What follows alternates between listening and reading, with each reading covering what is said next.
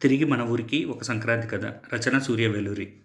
Hi friends, this is Surya Veluri channel. ఈ కథ రాసింది నేనే. Thank you. సూర్య వేలూరి గ్రామీణ కథల మీద ప్రేమతో మన ఊరు, మన మనుషులు, అక్షరాలను బంధించే ప్రయత్నం చేశాను. అంకితం నా ఊరికి, నన్ను నేను చేసిన మట్టికి. అధ్యాయం 1. ఆఫీస్ క్యాబిన్లో ఖాళీ. రామకృష్ణ 40 ఏళ్ల ఐటీ ఉద్యోగి. అన్నీ ఉన్నా ఏదో లేని ఖాళీ.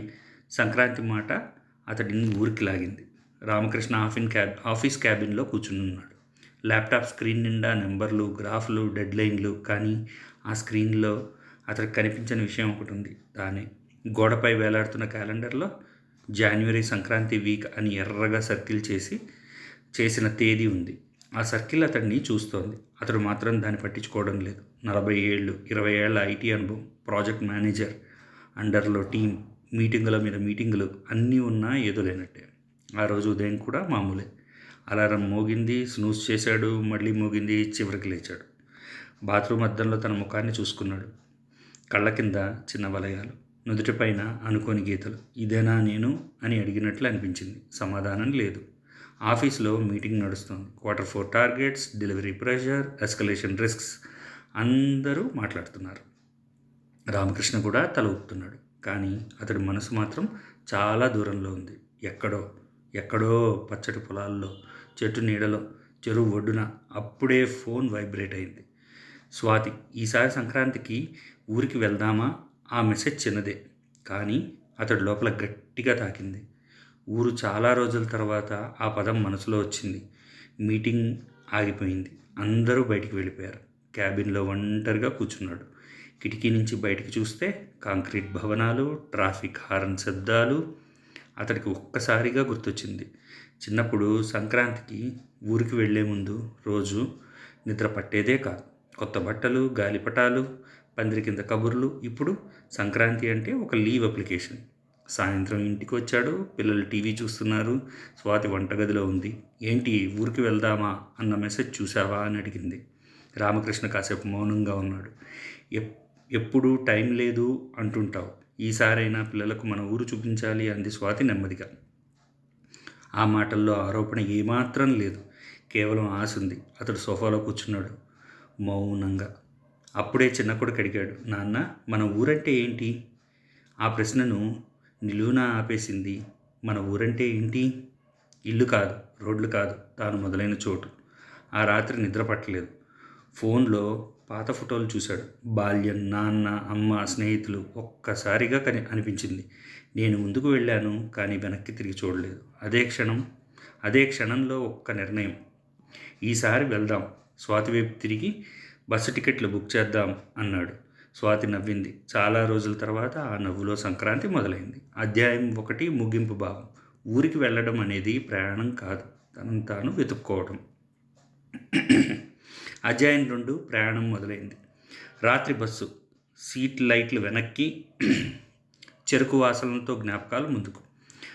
బస్సు రాత్రి 11ంటికి బయలుదేరాల్సింది. రామకృష్ణ టైంకి 15 నిమిషాల ముందే బస్టాండ్కి వచ్చాడు. అది అలవాటు.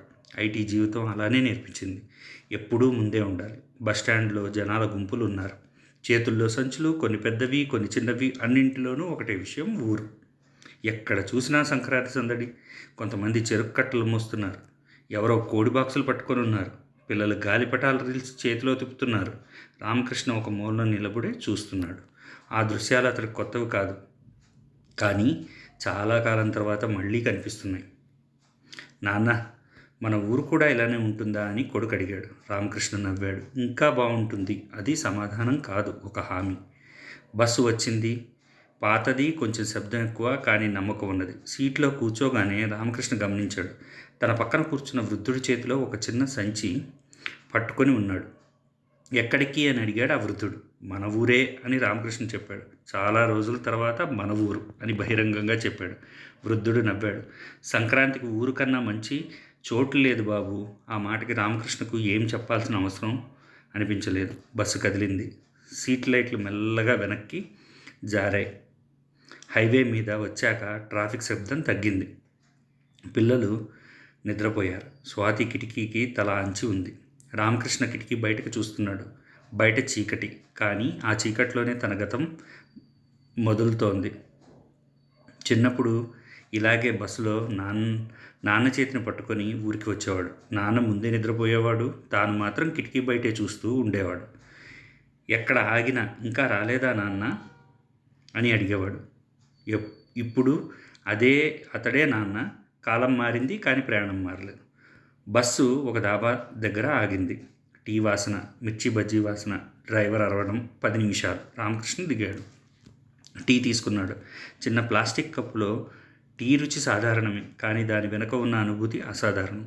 అతడికి గుర్తొచ్చింది, ఒకప్పుడు ఇదే టీ చాలా విలువ ఉండేది. ఇప్పుడు స్టార్బక్స్ కాఫీ తాగినా ఆ సంతృప్తి ఉండదు. అభివృద్ధి అంటే ఏంటి అని అతడికి అనిపించింది. మళ్ళీ బస్సు ఎక్కారు. రాత్రి మరింత లోతుగా మారింది. బస్సులో ఎవరో భజన పాడుతున్నారు. ఎవరో ఫోన్లో పాత పాటలు వినిపిస్తున్నారు. రామకృష్ణ కళ్ళు మూసుకున్నాడు. ఆ క్షణం ఆఫీస్ మెయిల్స్ లేవు, డెడ్లైన్స్ లేవు, కేవలం ఒక్క ప్రయాణం. నేను ఎక్కడ మొదలయ్యానో అక్కడికి వెళ్తున్నాను అని మనసులో అనుకున్నాడు. తెల్లవారుజామున బస్సు వేగం తగ్గింది. రోడ్డు పక్కన పొలాలు కనిపించసాగాయి. పచ్చటి వెలుగు, చెరుకు కట్టలతో ట్రాక్టర్లు, పొగమంచు మధ్య ఒక కొత్త రోజు. స్వాతి మెల్లగా లేచి "వచ్చేసామా" అంది.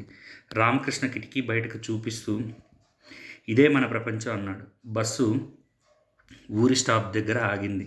దిగే ముందు ఒక్కసారి గుండె వేగంగా కొట్టింది. ఇది కేవలం ఊరు కాదు, తన గతం, తన మూలం. అతడు కాలు కింద పెట్టాడు.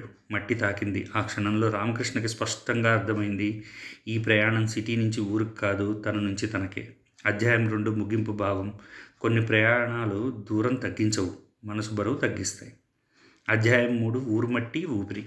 మట్టి తాకగానే గుండె తేలికైంది. ఇల్లు, మామిడి చెట్టు, మనుషులు. బస్సు ఆగింది. డోర్ తెరుచుకుంది. రామకృష్ణ కాలు కింద పెట్టాడు. మట్టి తాకింది. అది సాధారణ మట్టే, కానీ అతడి గుండెల్లో నేరుగా దిగిపోయింది. ఎన్నో సంవత్సరాల తర్వాత ఆ మట్టిని తొక్కాడు. ఎన్ని కోట్ల రూపాయల ఫ్లోర్లు తొక్కిన కాళ్ళు, ఈ మట్టి మాత్రం ఒక్కసారిగా తేలికయ్యాయి.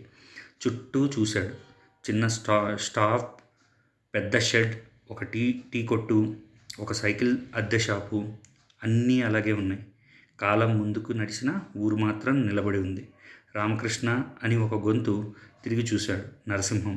కాస్త బరువు పెరిగాడు. తలపై కొంచెం తెల్ల జుట్టు, కానీ నవ్వు మాత్రం 10వ తరగతిలో ఉన్నట్టే ఉంది. "ఏంట్రా దిగగానే ఫోన్ చూసుకుంటున్నావు" అన్నాడు నవ్వుతూ. రామకృష్ణ నవ్వాడు. ఫోన్ జేబులో పెట్టాడు. ఇక్కడ నెట్వర్క్ అవసరం లేదు అన్నట్టుగా అనిపించింది. ఇంటివైపుకు నడిచాడు. రోడ్డు చిన్నదే, కానీ ప్రతి అడుగు గుర్తే. ఇక్కడే క్రికెట్ ఆడేవాళ్ళం, ఇక్కడే కంచె దూకి పారిపోయేవాళ్ళం, ఇక్కడే మొదటిసారి సైకిల్ తొక్కడం నేర్చుకున్నాడు. ఇల్లు కనిపించింది. పాతది, కొంచెం వంగిపోయినట్టు, కానీ నాన్నలా గర్వంగా నిలబడి ఉంది. మామిడి చెట్టు ఇంకా అక్కడే ఉంది. చిన్నప్పుడు దాని మీద ఎక్కి కొమ్మలు విరిచేవాడు. ఇప్పుడు ఆ చెట్టు తనకంటే పెద్దదైపోయింది. తలుపు దగ్గర నిల్చున్నాడు. ఒక్క క్షణం ఆగాడు. ఎందుకో లోపలికి అడుగు పెట్టడానికి మనసు ఒప్పుకోలేదు. అక్కడ అమ్మ ఉంది, నాన్న ఉన్నాడు, బాల్యం ఉంది. తలుపు తెరిచాడు. గోడల మీద పాత ఫోటోలు, ఒక మూలన దేవుడి గది, పక్కనే నాన్న కుర్చీ ఖాళీ. అతడు కుర్చీని చూసి మౌనంగా నిలబడ్డాడు. "నాన్న" అని మనసులో అన్నాడు. ఎక్కడో ఒకచోట ఆ గొంతు వినిపించినట్టే అనిపించింది. స్వాతి లోపలికి వచ్చింది. పిల్లలు పరుగులు పెట్టారు. "నాన్న, ఇది నీ ఇల్లు" అని కొడుకు అడిగాడు. "నాన్న, ఇది నీ ఇల్లా" అని కొడుకు అడిగాడు. రామకృష్ణ తల ఊపాడు. "ఇక్కడే నాన్న, చిన్నప్పటి నేను" అన్నాడు. ఆ మాటల్లో గర్వం ఉంది, కానీ మరింత కృతజ్ఞత ఉంది. సాయంత్రం అయ్యేసరికి ఊరు మెల్లగా మేల్కొంది. ఎవరో పిలిచారు. రామకృష్ణ వచ్చాడంట. చిన్న చిన్న గుంపులు, పలకరింపులు, అడిగే ప్రశ్నలు. "ఎంతకాలమైంది? అక్కడ సెటిల్ అయిపోయావా? ఇక్కడ మర్చిపోలేదు కదా?" ప్రతి ప్రశ్నలో ఒకే భావం, "మాకు నువ్వు ఇంకా మనోడివే." సూర్యుడు అస్తమించసాగాడు. చెరువు వైపు నడిచాడు. నీళ్లు నిశ్శబ్దంగా ఉన్నాయి. చిన్న అలలు. అతడు ఒడ్డున కూర్చున్నాడు. నీళ్లల్లో తన ప్రతిబింబం చూశాడు. అది 40 ఏళ్ల రామకృష్ణ. కళ్ళు మూసుకున్నాడు. అక్కడే చిన్నప్పటి తాను పరిగెత్తుకుంటూ వచ్చాడు. "నువ్వు మర్చిపోయావా" అని అడిగినట్టుగా అనిపించింది. రామకృష్ణ నెమ్మదిగా నవ్వాడు. "లేదు, ఆలస్యమైంది అంతే." చీకటి పడింది. ఇంటివైపు తిరగసాగాడు. ఇప్పుడు అతడికి స్పష్టంగా తెలుసు, ఈ ఊరు తన కోసం ఎదురు చూసింది కాదు. తాను ఎప్పుడూ దీన్ని వదిలి వెళ్ళలేదు, అంతే. అధ్యాయం 3 ముగింపు భావం. కొన్ని ఇళ్ళు మనల్ని ఆశ్రయించవు, మనల్ని గుర్తుపెడతాయి. అధ్యాయం 4 ఇల్లు మాట్లాడిన రాత్రి. నాన్న కుర్చీ, అమ్మ మాటలు ఇల్లు వింటున్నట్టే అనిపించింది. రాత్రి నిశ్శబ్దంగా వచ్చింది. సిటీ లాగా కాదు, ఇక్కడ నిశ్శబ్దం కూడా శబ్దం చేస్తుంది. ఇంటి ముందున్న అరుగుపై రామకృష్ణ కూర్చున్నాడు. ఆకాశంలో నక్షత్రాలు స్పష్టంగా కనిపిస్తున్నాయి. ఎప్పుడో చిన్నప్పుడు అమ్మ చూపించిన నక్షత్రాలే అవి. అది ధృవతార, ఎప్పుడూ ఒకే చోట ఉంటుంది అని అమ్మ అన్న మాట గుర్తొచ్చింది. ఇప్పుడు అమ్మ లేదు, కానీ ఆ మాట ఉంది, ఆ నక్షత్రమూ ఉంది. ఇంటి లోపల వెళ్ళాడు. లైట్ వేశాడు. పాత బీరువా, పాత అద్దం, పాత గడియారం. అద్దంలో తన ముఖాన్ని చూసుకున్నాడు. అద్దం మాత్రం మారలేదు, మారింది తానే. నాన్న కూర్చునే కుర్చీ దగ్గర ఆగాడు. చేతితో తాకాడు. అప్పట్లో నాన్న ఇక్కడ కూర్చొని పేపర్ చదువుతూ ఉండేవాడు. తాను హోంవర్క్ చేయకుండా ఆడుకుంటుంటే అదే కుర్చీ నుంచి గట్టిగా పిలిచేవాడు, రామకృష్ణ. ఆ పిలుపు ఇప్పుడు వినిపించలేదు, కానీ గోడల్లో దాగుంది. రామకృష్ణ కళ్ళు మూసుకున్నాడు. నాన్న, నేను బాగానే ఉన్నాను అని చెప్పుకున్నాడు. ఇల్లు స్పందించినట్టు అనిపించింది. చిన్న చప్పుడు, బహుశా గాలి, కానీ అతడికి తెలుసు ఇల్లు వింటోంది. అధ్యాయం 5 సంక్రాంతి ఉదయం. ముగ్గులు, గారెలు, గాలిపటాలు. బాల్యం తిరిగి వచ్చింది. తెల్లవారింది. కోడి కూయటం నిద్ర లేపింది. సిటీ అలారంలా కాదు, ఈ శబ్దంలో తొందర లేదు. బయటకు వచ్చాడు. గుమ్మం ముందు ముగ్గులు, కొత్తగా వేసినవి. రంగులు ఇంకా తడిగా ఉన్నాయి. పక్కింటి ఆవిడ గారెలు వేస్తోంది. నూనె వాసన గాలిలో కలిసిపోయింది. రామకృష్ణ, ఈసారి కూడా గారెలు లెక్క పెట్టుకుంటూ తినకు అంటూ నవ్వింది. అతడు నవ్వాడు. చిన్నప్పుడు నిజంగానే ఎన్ని తిన్నానో లెక్క పెట్టేవాడు. పిల్లలు బయట పరిగెడుతున్నారు. గాలిపటాల కేకలు. నాన్న, నాకు కావాలి అని కొడుకు చెప్పాడు. రామకృష్ణ గాలిపటం కొనిచ్చాడు. తాడు చేతిలో ఇచ్చాడు. ఆ తాడు పట్టుకున్నప్పుడు తన చిన్నప్పటి చేతి స్పర్శ గుర్తొచ్చింది. అధ్యాయం 6 చెరువు దగ్గర సంభాషణ. నీళ్లలో ప్రతిబింబం, వదిలేయాల్సిన బరువు. మధ్యాహ్నం చెరువు దగ్గరికి వెళ్ళాడు. ఒంటరిగా. నీళ్లు నిశ్శబ్దంగా ఉన్నాయి, అద్దంలా. ఒడ్డున కూర్చున్నాడు. కాళ్ళు నీళ్ళల్లో పెట్టాడు. చిన్నప్పుడు ఇక్కడే భయాన్ని వదిలేశాడు. ఇక్కడే ధైర్యాన్ని నేర్చుకున్నాడు. ఇప్పుడు కూడా ఏదో వదిలేయడానికి వచ్చాడు. ఎందుకింత పరుగులు, ఎందుకింత ఒత్తిడి? నీళ్ళల్లోకి ఒక్క చిన్న రాయి విసిరాడు. వలయాలు ఏర్పడ్డాయి. తన జీవితం కూడా ఇలాగే, ఒక్క నిర్ణయం చుట్టూ ప్రభావం. నువ్వు తప్పు చేయలేదు అని ఎవరో చెప్పినట్టుగా అనిపించింది. బహుశా ఈ ఊరే. అధ్యాయం 4-6 మధ్య భావం. కొన్ని ప్రదేశాలు మనతో మాట్లాడవు, మన లోపల మాటలు బయటికి తీస్తాయి. అధ్యాయం 7 స్నేహితులు, సాయంత్రపు నవ్వులు. వేరువేరు జీవితం, ఒకే నవ్వు, సంతృప్తి. సాయంత్రం అయ్యేసరికి చెట్టు కింద కుర్చీలు వేశారు. ఎవరో టీ తెచ్చారు. ఎవరో పల్లీల పొట్లం. రామకృష్ణ చుట్టూ ముఖాలు, పాతవి, పరిచయమైనవి. నరసింహం ముందుగా మాట్లాడాడు. ఏమిరా, ఇంతకాలం మర్చిపోయావా? అందరూ నవ్వారు. ఆ నవ్వులో ఆరోపణ లేదు, కేవలం అనుబంధం. ఒకడు రైతు, మరొకడు ఆటో డ్రైవర్, ఇంకొకడు చిన్న వ్యాపారి. వాళ్ళు చెప్పే కష్టాల్లో వేదన ఉంది, కానీ ఆవేదన లేదు. బతుకుతూనే ఉన్నాన్రా అని ఒకడు అన్నాడు.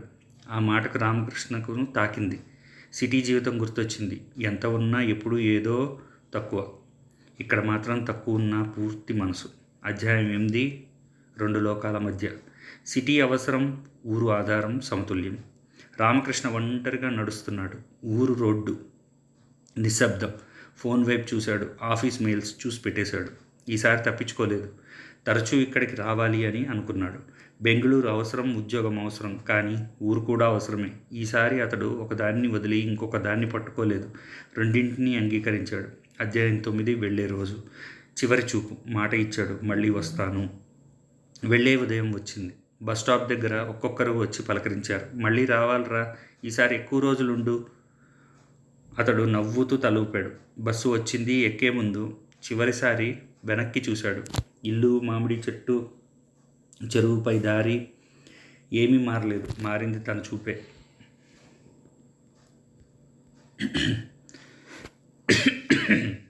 అధ్యాయం 10 తిరిగి మొదలైన జీవితం. ఊరు మనసులో జీవితం మళ్ళీ మొదలైంది. బెంగళూరు చేరాడు.